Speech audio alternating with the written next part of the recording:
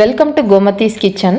நம்ம இன்றைக்கி பார்க்க போகிறது ரொம்ப டேஸ்டான பாதாம் அல்வா எப்படி செய்யலாம் அப்படிங்கிறத தான் பார்க்க போகிறோம். இந்த பாதாம் அல்வா நீங்கள் சூடாகவும் சாப்பிட்லாம், அதே சமயத்தில் சில்லுன்னு சாப்பிட்டாலும் ரொம்ப சூப்பராக இருக்கும். இப்போ இந்த பாதாம் அல்வா எப்படி செய்யலாங்கிறத பார்ப்போம்.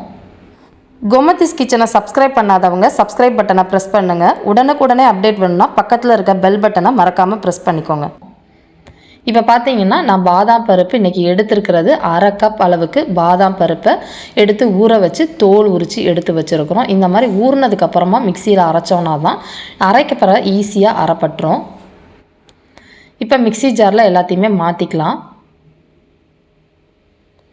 பால் கொஞ்சம் வாமான பாலாக எடுத்து இதை ஊற்றி நம்ம அரைச்சிக்கிட்டோம் அப்படின்னா நல்லா நைஸாக அரைக்கணும் அப்படின்னா அரைச்சிக்கலாம். உங்களுக்கு அந்த கொரப்பு டேஸ்ட்டு பிடிக்கினாலும் கொரப்பாக அரைச்சிக்கலாம். இப்போ கொஞ்சமாக குங்குமப்பூவில் இந்த வாமாக இருக்கிற பாலையும் இதில் ஊற்றிட்டு கொஞ்ச நேரம் ஊறிச்சுன்னா நல்ல ஒரு நமக்கு கலர் கிடைக்கும். அதோட வாசனமும் நம்மளோட பாதாம் அல்வாவுக்கு ரொம்ப நல்லாயிருக்கும். இப்போ பார்த்தீங்கன்னா இன்னும் கொஞ்சம் பாலையும் ஊற்றிட்டு உங்களுக்கு நரப்பு டேஸ்ட்டு பிடிக்கும் அப்படின்னா அப்படி அரைச்சிக்கலாம். நான் இன்றைக்கி நல்லா பேஸ்ட்டு மாதிரியே அரைச்சிட்டேன். எங்களுக்கு அந்த மாதிரி இருந்தால் தான் அல்வா நம்ம வாயில் போட்டோன்னே கரைஞ்சி போகிற மாதிரி இருக்கும். இப்போ 1/2 கப் அளவுக்கு பாதாம் பருப்புக்கு 3/4 கப் அளவுக்கு சர்க்கரை எடுத்துருக்கிறேன். இப்போ இந்த மாதிரி ஒரு நான்ஸ்டிக் பேனு இல்லாட்டி ஒட்டாத இருப்பு சட்டியை எடுத்துக்கோங்க. அதில் 3/4 கப் சர்க்கரையை போட்டுட்டு ஒரு 1லேருந்து 1.25 கப் அளவுக்கு தண்ணி ஊற்றிக்கோங்க. தண்ணி ஊற்றிட்டு அடுப்பை கம்மியான தீயில் வச்சு நம்ம ஃபுல்லாக நம்ம சர்க்கரை கரையிற வரைக்கும் நல்லா கலந்து விட்டுக்கிட்டே இருக்கலாம். சர்க்கரை நல்லா கரைஞ்சிடணும். அதே மாதிரி தண்ணி கொஞ்சம் வாமாக இருக்கிறப்ப தான் நம்மளோட அந்த பாதாம் அரைச்ச விழுதை அதில் சேர்த்துக்கணும். பார்த்திங்கன்னா மீடியம் தீயிலே வச்சுட்டு நல்லா கரைச்சாச்சு. தண்ணியும் கொஞ்சம் வாமாக இருக்குது. இந்த சமயத்தில் நம்ம அரைச்சி வச்சுருக்கிற விழுதை இதில் சேர்த்துக்கலாம். உங்களுக்கு அந்த நரப்பு டெக்ஸ்சர் பிடிக்கும்னா அந்த மாதிரி கூட நீங்கள் சேர்த்துக்கலாம். இப்போ எல்லாத்தையுமே நல்லா இந்த மீடியம் தீயிலே வச்சுட்டு எல்லாத்தையும் நல்லா கட்டிப்படாமல் கரைச்சிக்கணும்.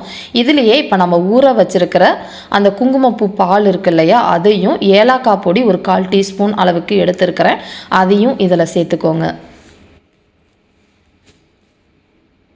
எல்லாத்தையுமே நல்லா கலந்துட்டு ஊற்றிட்டு நல்லா எல்லாம் கட்டிப்படாமல் எல்லாமே ஒன்று சேர்கிற அளவுக்கு கலந்து விட்டுக்கலாம். தீயை கம்மியாக தீயை வச்சுக்கோங்க. கட்டி இருந்துச்சு அப்படின்னா நம்ம அல்வாவோட டெக்ஸ்சர் நல்லா இருக்காது. அதனால் நல்லா கரைச்சிக்கலாம். இப்போ பார்த்தீங்கன்னா நல்லா இந்த மாதிரி கரைச்சி எடுத்து ரெடி பண்ணியாச்சு.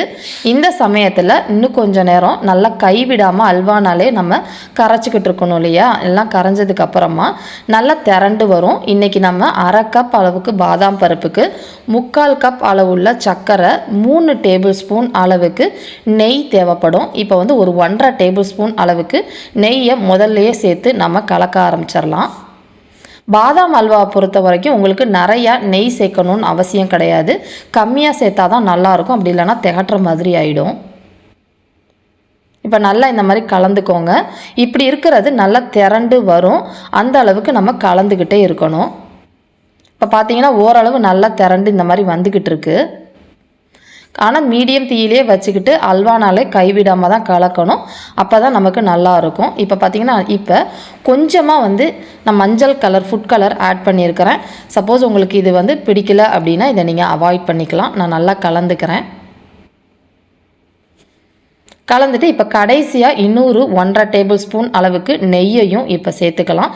இதுக்கு மேலே நம்ம நெய் சேர்க்கக்கூடாது. இதுவே தாராளமாக போதுமான அளவு.